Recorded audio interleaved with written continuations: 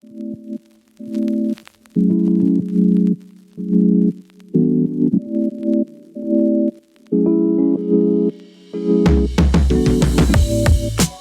bienvenue sur la chaîne Anglais Rapide. Je tiens à remercier les personnes qui viennent de s'abonner et qui regardent régulièrement mes vidéos sur Instagram et sur YouTube.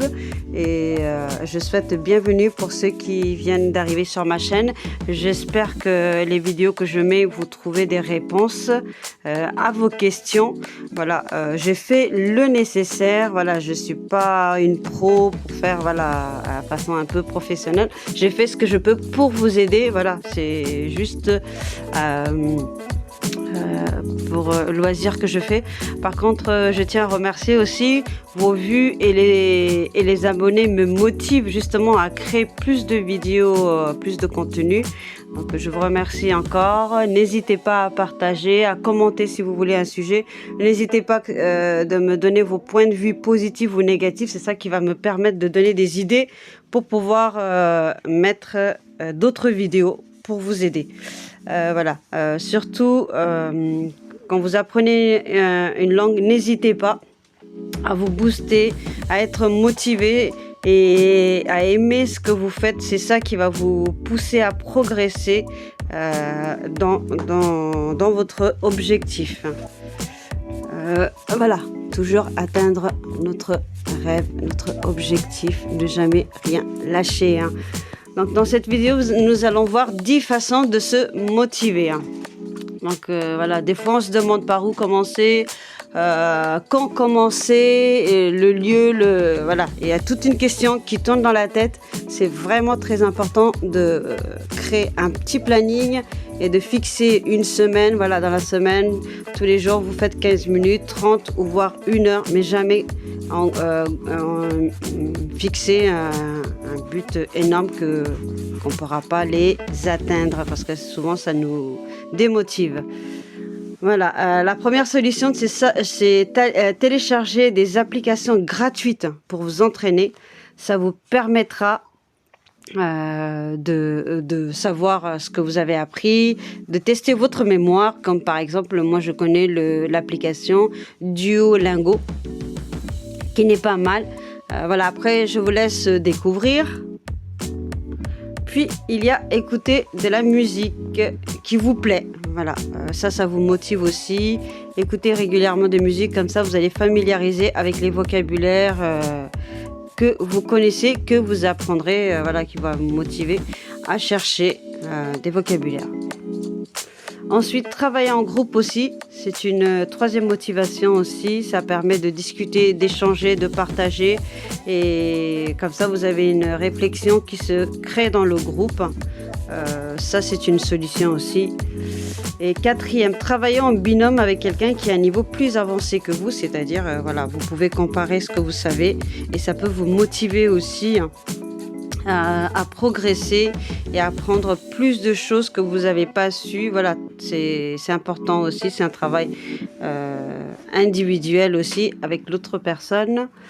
Cinquièmement, regardez des séries qui vous plaisent ou des films que vous aimez. Ça aussi, ça permet d'apprendre le vocabulaire et de connaître des nouveaux vocabulaires familiers que vous connaissez déjà qui vous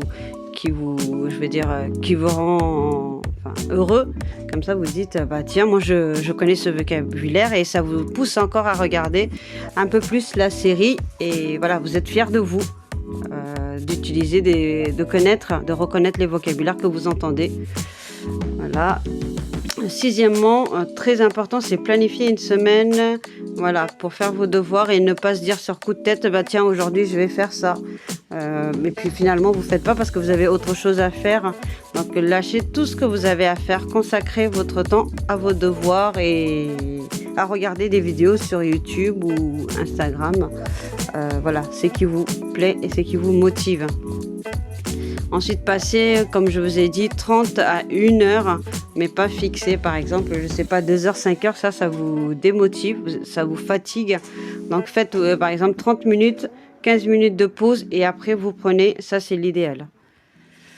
Et huitième, évaluer votre niveau et progrès.